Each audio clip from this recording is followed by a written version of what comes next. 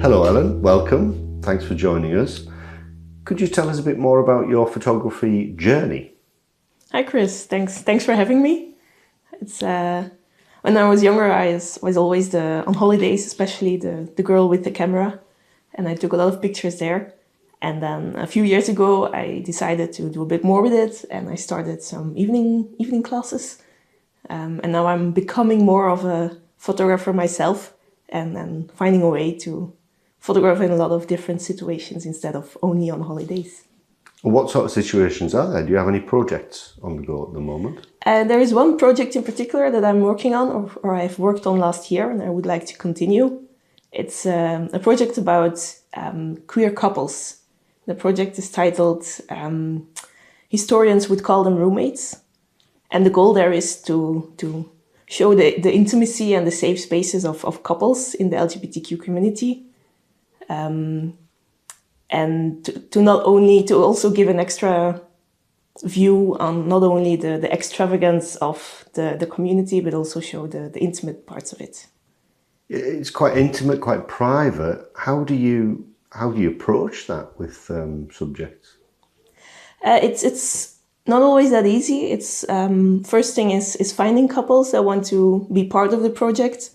Also, be comfortable with the pictures being used on, for example, social media or in an exposition. That's a very big step to do, and to show your home and your intimate places in pictures like that.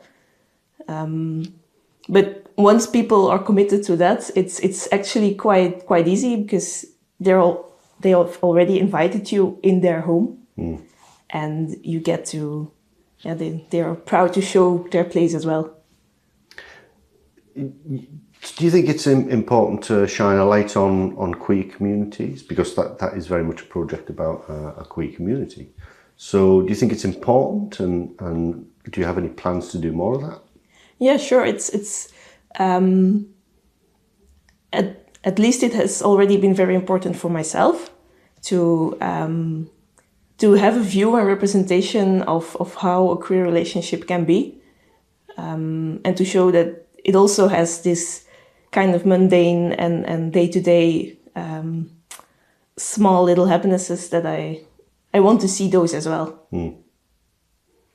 Maybe I can jump back to something you mentioned, which was, I think, the title of that project. It was it They Call Them Roommates? Yes. Can you just elaborate on that a little bit more, please? Sure. In a lot of queer relationships are in history have been diminished or mentioned as they were just friends, they were roommates, they lived together, but that's it. When they were actually really cute couples, it's a pity that it's just shoved away a bit to like they don't exist. And is that what you're doing maybe with this project, is actually showing that it does exist, it is beautiful, and yes, it is indeed. normal? Yes, and showing the day-to-day aspects of a queer relationship as well. And did you get any reactions from people you photographed in those situations? All the couples that have been part of the project were really happy with it, because the project started last year because I had to do a work for school, where it was a really open assignment. You had to make a series about a subject you wanted, and you had to present it in any way you wanted. So that's a very open task. And it started out that I wanted to photograph something with queerness and in Leuven. So I started going to some events, and then I showed it to my teachers, and one of them said, like, there's a lot of extravagancy on the table, a lot of partying, it's very fun, and it could have become a very fun series as well. It was not a story that I necessarily wanted to tell at that time. So I started to look for a new way of telling this story, and so my topic changed quite a bit. In a few months, I had to find couples and go and photograph them and edit all the pictures, and it was a bit stressful then, but the series that came out was really nice. But the only thing is that all the people involved, they signed up for something, for like a school assignment. And now I want to extend the series and make it grow a bit bigger, maybe also find a way to show it somewhere. But yeah, not all of the people involved were ready for that. So I have a few couples that are okay with it, but now I have to find a few more to extend the series. Well, that's something we can look for now, I think. Sure. I hope, anyway. So it's a wonderful topic, I find. And for me, I see a lot of community in it. I appreciate it's private people in their own houses, but it seems to me that you are also connecting communities. Is that fair, or do you have another take on the idea of connecting communities where you live and where you socialize? Yeah, I find that very important. I think in the time we are living now, people are also looking for these communities. It's also part of the get to know your neighbors, and these small communities are very important. And I think I stumbled upon this organization in Leuven called Queer Leuven. And they are also doing a really good work on that, on creating this community and doing a lot of events, a lot of different kind of events. And so it's also very nice to be able to expand their voice by photographing for them as well, to show what they are doing online as well. We'll put some links in the comments of this, obviously, for all of that. Great. It's incredible kind of topic, and for me, something I don't know a lot about. So I want to know more about it. Thanks very much for sharing, particularly about that. I wanted to maybe talk a little bit more about the subject of photography, and especially as you as a woman in photojournalism, because it seems to be that's what you're doing. But I pick up on something you mentioned previously in a previous conversation of ours, and you said that photography is like a megaphone. Can you share maybe how that idea shapes the way you approach photography or the way you choose topics? Sure. It's if you look for topics to photograph, at first you're like looking for the next new big thing. But the assignment last year also made me realize that you have to look a bit closer, and that the communities that you're already in are also very relevant. And to you yourself, they seem not that special because you're part of them. But then if to other people, they are could be very interesting. So, and also indeed as a woman, you already have some other view on things and some other communities, but just any person in general. You have a closeness to certain people, and you have trust with different people, and that's what is very necessary to start photographing. I don't know the world of photography that well, nor those of authors, but I know that authors often say, write about what you know. And would you say that's similar for you as a photographer? At least start there, and then follow what interests you. Yeah. It's like in street photography, you start with what pops out to you, and then you look that way, and then you see something else, and then you wander through the streets. You don't follow a certain route, you just follow your interests. And I think in general in photography that could be the case. I wanted to maybe touch upon another aspect of photography in general. From one of our conversations, that's about objectivity. From what I understand, there's some debate, but please elaborate, about, editing, post-production. Is the art of photography photographing itself? Is it, against the laws of photography to edit in post-production? And where does objectivity sit within photography for you anyway? Yeah, that's a very interesting topic. It's in the beginning, before I knew how to edit, I was also a bit hesitant on editing, because you want to take your picture and that's closest to what you originally saw, so you want to keep that objectivity. But when you're doing it a bit more, you also realize that even even in your camera, you're already making an edit of what you see. It's the way you put your frame. It tells a story already on what you leave in and leave out of the frame. And also with editing, you are able to add a certain emotion on top of it. With color grading, you can get a very different feel in your picture, and you can. Every art form is more of like showing an emotion, and by editing is just giving your extra tools to put this emotion in your final picture.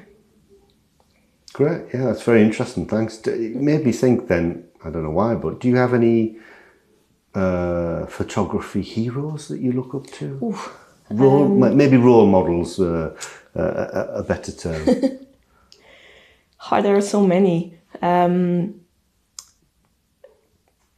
Last year I saw an exposition of Cindy Sherman in Antwerp, and that really I found that very interesting. What she does is she makes self-portraits, but it's not really self-portraits. It's more like she is the actress in her own pictures, and she can tell very different stories just by the way she acts, and all the elements in the pictures make up a very different story each time. So if you go there and you don't know that it's always her in the pictures, you might not even notice. It's so different every time.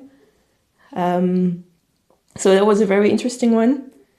And there's also, I'm forgetting her name. She's a very well-known photographer, but she wasn't during her life. During her life, she was just a nanny, taking a lot of pictures, a bit eccentric.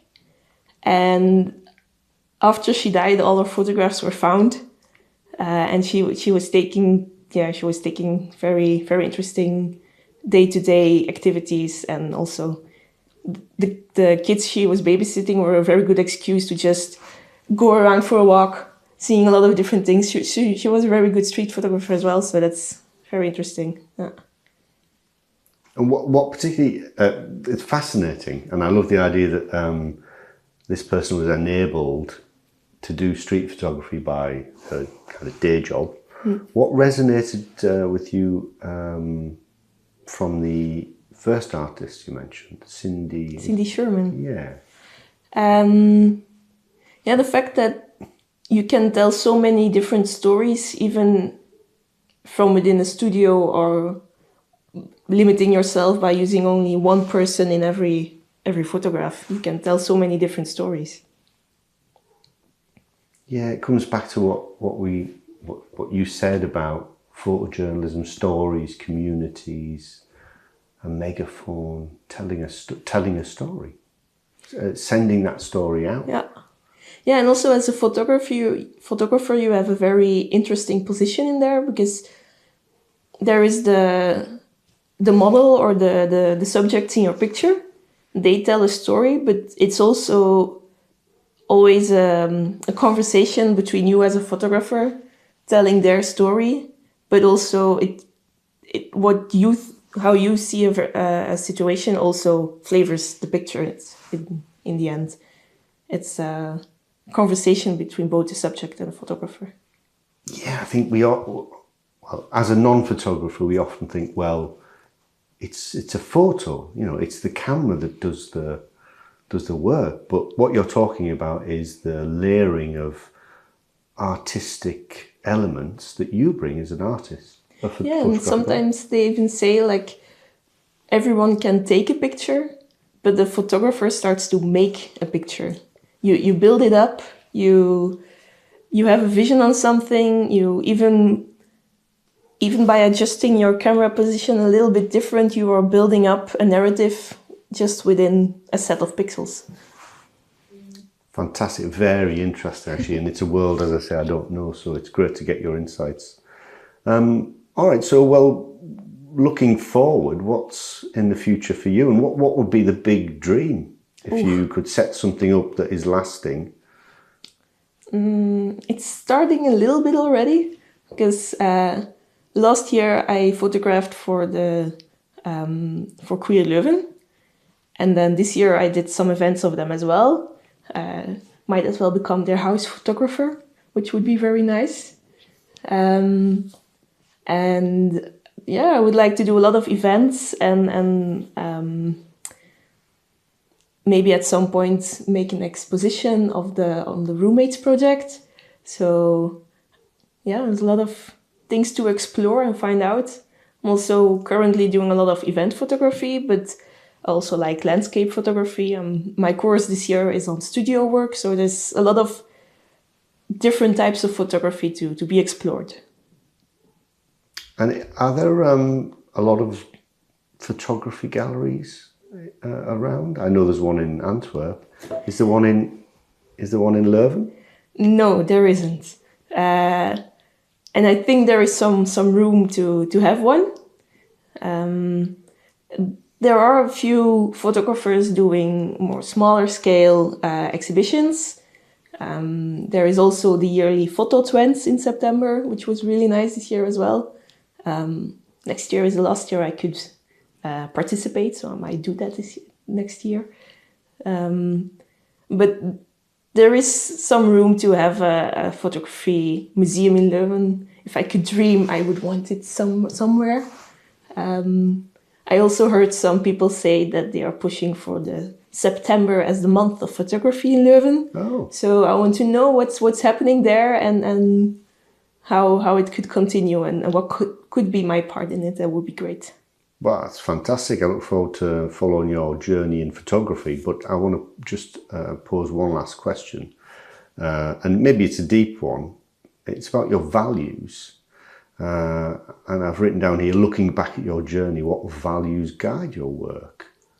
What do you hope viewers take away? I think one thing I value a lot in photography is authenticity and showing the diversity of people and how beautiful it is and how it can connect people. I think it's very important to have these connections, how small they could be.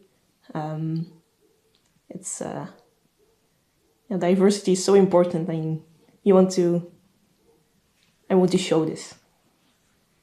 Well, I absolutely agree, and that complements our vision here to build communities and make connections. So, Ellen, thanks very much for your time, and I wish you good luck in your, as I said, your journey of photography. Thank you. Thanks a lot.